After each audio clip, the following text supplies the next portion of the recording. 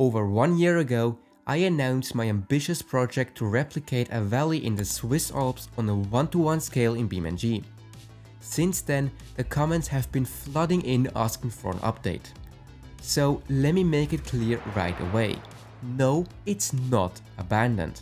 In fact, last year I visited the real-life counterpart for inspiration and to gather reference images. I also tried to get used to BeamNG's new map modding tools. Now, to start 2026, I want to show you what I've been working on and what's to come.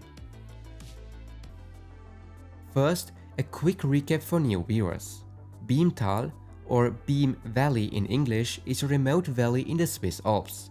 It is entirely based on a relocation, meaning I'm working with actual geodata. The playable area is going to be massive, about 4 times the size of BeamNG's official Italy map. For a more detailed look at the planned features, check out my previous devlog linked in the description. In that video, I used Microsoft Flight Simulator to showcase the area. However, progress is now far enough along that we are switching exclusively to BeamNG footage. Keep in mind that textures are placeholders though, and vegetation is still missing. Also, a quick warning.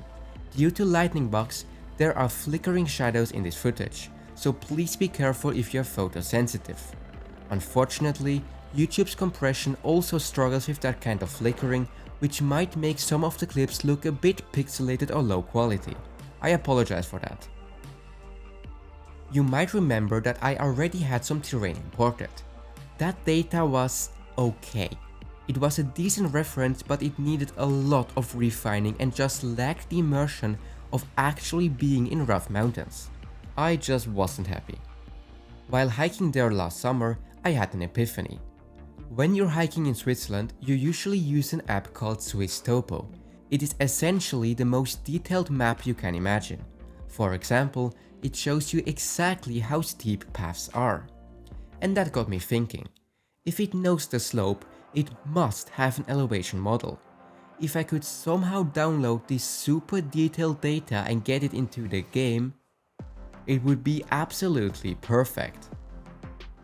The longer answer involves me spending an entire evening wipe coding a script to merge hundreds of small tiles into a single height map. Height maps are a top-down 2-dimensional view of the elevation. BeamNG generates terrain based on the brightness of the pixels in that image. Swiss Topo provides data where 1 pixel equals 50 centimeters in real life. That is 2 pixels per meter. For an area of this size, the file was insanely big, but even after scaling it down, this is what we are left with. However, due to the location being right next to the border to Italy, a huge chunk of the map was just black. To fix this, I tried to overlap the less detailed height map in the Italian region. This turned out more or less decent. Some of you will have noticed that I didn't just import a height map. Where did the texture come from? Well, that required another late night coding session to download the satellite imagery in an acceptable resolution and, most importantly, make it match the height map. I will spare you the details, but this was most definitely the biggest challenge to date. Just note, this texture is currently a placeholder, and more of a reference of what's to come. I will be painting over everything with actual BeamNG materials later. In the Swiss part of the map, the terrain resolution is good enough to already make out the path of the roads. But obviously, the goal is to import actual roads with proper surfaces. For this, I requested access to BeamNG Tech, basically an academic version of BeamNG Drive that isn't usually available to the public. I was granted access just 2 days later though and could now use additional tools, such as an importer for real road networks. Sadly, it seems to fail when a network is too big, so I will have to figure this out with the help of others or maybe even the BeamNG devs themselves.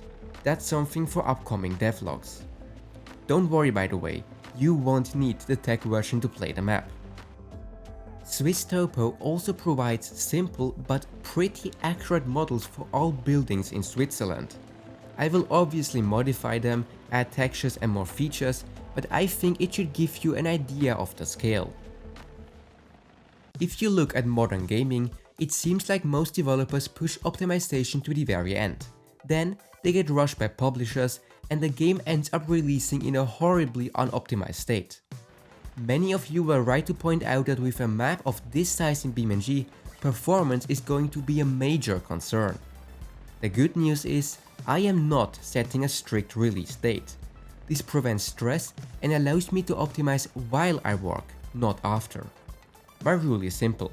If, at any point during development, my FPS drops under 80 on this setup, I will immediately revert the changes or adjust the assets until it runs smooth again.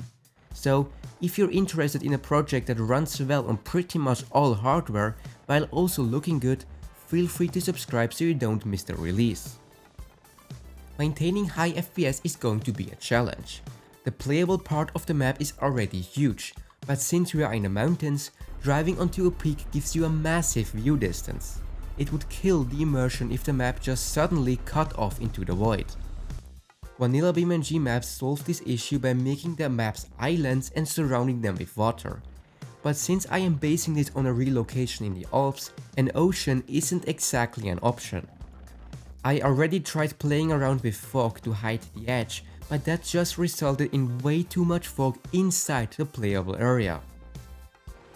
Actually, if anyone watching knows how to apply fog only to the outskirts of the map without affecting the center, please let me know in the comments. Another option to optimize the map is the technique the BeamNG devs used for the landlocked mapped Johnson Valley. They created a central area of detailed terrain, but for the distant background, they just used a massive low-poly 3D mesh.